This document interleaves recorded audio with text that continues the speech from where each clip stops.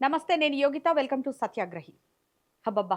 కాంగ్రెస్ రాజకీయాలంటేనే ఒక high voltage drama. ఎన్నికల ఫలితాలు వచ్చినప్పటి నుంచి ప్రశాంతంగా ఉన్నట్లు కనిపించినా, లోపల మాత్రం ఎప్పుడూ ఒక పెద్ద తుఫాను నడుస్తూనే ఉంటుంది. ఇప్పుడు ఆ తుఫాను తీవ్ర తుఫానుగా మారింది. తుఫాను తీవ్రతతో కాంగ్రెస్లో అసంతృప్తి జ్వాలలు ఎగిసిపడుతున్నాయి. రాజకీయాల్లో ఎవరు ఎవరికి మద్దతిస్తారు, సీఎం పీఠం ఎవరిది అనే యుద్ధాలు కొత్త కాదు. కానీ ఈసారి కర్ణాటకలో కాంగ్రెస్ రాజకీయం కాస్త శృతి మించింది. ఎంతవరకు అంటే సిద్ధరామయ్య వర్గానికి చెందిన కొంతమంది ఎమ్మెల్యేలు రాజీనామాలు చేయడం, దానికి సీఎం డీకే శివకుమార్ వెళ్లేవాళ్లు వెళ్లొచ్చు, రాజీనామాలను నిమిషాల్లో ఆమోదిస్తాం అని కౌంటర్ ఇవ్వడం తీవ్ర కలకలాన్ని రేపుతున్నాయి. అసలు ఈ మంత్రివర్గ విస్తరణలో ఏం జరిగింది? 19 మంది మంత్రుల ప్రమాణ స్వీకారం వెనక నడిచిన అసలు కథేంటి? తెలంగాణలో ఇవి ఎలాంటి ప్రకంపనలు రేపుతున్నాయి? ఈ వీడియోలో డీటెయిల్గా చూద్దాం. సాధారణంగా మన ఇంటి దగ్గర లేదా పార్టీలో ఏదైనా పెద్ద వేడుక జరిగినప్పుడు ఆ కుటుంబంలో లేదా ఆ పార్టీలో అత్యంత కీలకమైన పెద్దాయన రాకపోతే ఏమవుతుంది? 10 మంది 10 రకాలుగా మాట్లాడుకుంటారు కదా. సరిగ్గా లోక్ భవన్లో సోమవారం రోజున అదే జరిగింది. నూతనంగా మంత్రివర్గంలో చోటు దక్కించుకున్న 19 మంది అభ్యర్థుల ప్రమాణ స్వీకారోత్సవం అత్యంత ఘనంగా జరిగింది. గవర్నర్ ప్రమాణ స్వీకారం చేయిస్తున్నారు. అందరూ శాలువాలు కప్పుకుంటున్నారు, శుభాకాంక్షలు తెలుపుకుంటున్నారు. కానీ అక్కడ అందరి కళ్ళు ఒకే ఒక్కరి కోసం వెతికాయి. ఆయనే మాజీ సీఎం, సీనియర్ నాయకుడు సిద్ధరామయ్య. సిద్ధరామయ్య ఆ ప్రమాణ స్వీకార కార్యక్రమానికి రాకుండా గైర్హాజరయ్యారు. ఒక రకంగా చెప్పాలంటే తను అక్కడ లేకపోవడం ద్వారానే ఆయన అధిష్టానానికి, సీఎంతో సహా అందరికీ ఒక బలమైన సందేశాన్ని పంపించారు. కొత్త మంత్రుల ఎంపికపై బహిరంగంగా గొడవ పడకుండానే ఒక రకమైన వ్యూహాత్మక మౌనంతో తన నిరసన తెలిపారు. ఇక ఈ విషయాన్ని డీకే శివకుమార్ ఎలా హ్యాండిల్ చేశారో తెలుసా? రాజకీయంలో డీకేది మాస్టర్ మైండ్. ఈ గైర్హాజరు పెద్ద వివాదం కాకూడదని వెంటనే ఒక కవర్ డ్రైవ్ ఇచ్చారు. అయ్యో, సిద్ధరామయ్య గారు కోపంతో రాకపోవడం ఏంటి? సోమవారం ఆయన పుట్టినరోజు, అందుకే ఆయన హాజరు కాలేకపోయారు.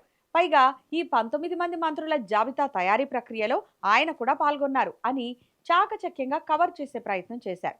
కానీ మన రాజకీయాలను గమనించే వారికి తెలుసు కదా, పండగ లాంటి రోజున తన సొంత పార్టీ మంత్రివర్గ విస్తరణ జరుగుతుంటే కేవలం పుట్టినరోజు అని చెప్పి ప్రమాణ స్వీకారానికి దూరంగా ఉంటారా? పార్టీ వర్గాలు చెప్తున్న దాన్ని బట్టి చూస్తే అది పుట్టినరోజు వేడుకల వల్ల కాదు, పూర్తిగా లోపల రగులుతున్న అసంతృప్తి వల్లే ఆయన దూరంగా ఉన్నారు. అయితే ఇప్పుడు మనకొక డౌట్ రావచ్చు. సిద్ధరామయ్యకు వచ్చిన కోపం ఏంటి? ఆ 19 మంది జాబితాలో ఆయనకు నచ్చని అంశాలు ఏంటి? దానికి ముఖ్యమైన కారణం సామాజిక సమీకరణాలు, తన సొంత వర్గం అభ్యర్థులకు చోటు దక్కకపోవడం. సిద్ధరామయ్య తన వర్గంలోని కొందరు ఎమ్మెల్యేలకు మంత్రి పదవులు ఇప్పించడానికి చాలా ట్రై చేశారంట. ముఖ్యంగా కురుబ వర్గానికి చెందిన ఎమ్మెల్యేలకు ఈ మంత్రివర్గ విస్తరణలో చోటు దక్కుతుందని సిద్ధరామయ్య తీవ్రంగా ప్రయత్నించారట. వీరు సిద్ధరామయ్యకు అత్యంత ఆప్తులు, నమ్మకమైన మద్దతుదారులు.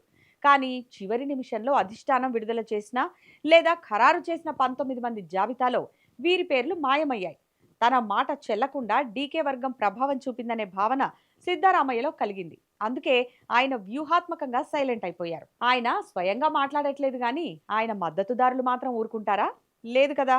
అందుకే సిద్ధరామయ్య అనుచరులు నేరుగా ముఖ్యమంత్రి డీకే శివకుమార్ను, పార్టీ అధిష్టానాన్ని లక్ష్యంగా చేసుకొని విమర్శల దాడి మొదలు పెట్టేశారు. సిద్ధరామయ్య అనుచరులు కేవలం మాటలకే పరిమితం కాలేదు, చర్యలకు దిగారు. అసంతృప్తి ఏ స్థాయికి చేరిందంటే మంత్రి పదవులు రాలేదని తీవ్ర మనస్తాపానికి గురైన ఎమ్మెల్యే యశ్వంతరాయ గౌడ, అలాగే మరో ఎమ్మెల్యే బెలూరు గోపాలకృష్ణలు ఏకంగా తమ పదవులకు రాజీనామాలు చేసి కాంగ్రెస్ శ్రేణులకు పెద్ద షాక్ ఇచ్చారు. ఆలోచించండి, ఒకవైపు ప్రభుత్వం నడుస్తోంది, ఇంకోవైపు మంత్రివర్గ విస్తరణ సంతోషంలో ఉండాల్సింది పోయి సొంత పార్టీ ఎమ్మెల్యేలే రాజీనామాలు చేస్తూ అధిష్టానానికి సవాల్ విసిరారు. ఇది కేవలం 2 ఎమ్మెల్యేల రాజీనామా మాత్రమే కాదు, సిద్ధరామయ్య వర్గంలోని అసంతృప్తి తీవ్రత ఏ స్థాయిలో ఉందో చూపించే ఒక హెచ్చరిక. మరి ఇన్ని రాజీనామాలు, విమర్శలు చూసి డీకే శివకుమార్ తగ్గాడా? అస్సలు తగ్గలేదు. డీకే మార్క్ రాజకీయం ఏంటో ఇక్కడే బయటపడింది. డీకే శివకుమార్ చాలా అగ్రెసివ్గా రెస్పాండ్ అయ్యారు. ఆయన అసంతృప్త ఎమ్మెల్యేలకు తీవ్రమైన హెచ్చరికలు జారీ చేశారు. ఎవరైనా పార్టీని వదిలి వెళ్లాలనుకుంటే నిరభ్యంతరంగా వెళ్లొచ్చు. ఎవరైనా రాజీనామా లేఖ ఇస్తే నేను దాన్ని పరిశీలించడానికి గంటలు, రోజులు తీసుకోను, నిమిషాల వ్యవధిలోనే ఆ రాజీనామాను ఆమోదిస్తాను అని బాహాటంగానే తేల్చి చెప్పారు. ఇప్పుడు ఈ పరిస్థితిని మనం కాస్త లోతుగా విశ్లేషిస్తే కొన్ని విషయాలు స్పష్టమవుతాయి.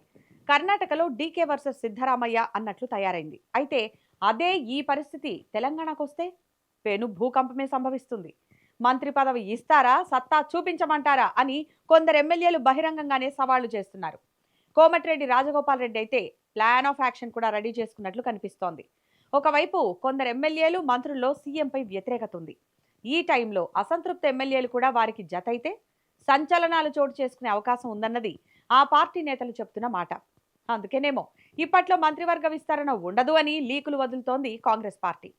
మంత్రి పదవులు ఇవ్వకపోతే పదవి ఆశిస్తున్న నేతలు ఊరుకోరు కదా, మరి వారు వెయిట్ చేస్తారా, లేక కర్ణాటక ఫార్ములాను అనుసరించి రిజైన్ అంటారా? చూద్దాం ఏం జరుగుతుందో.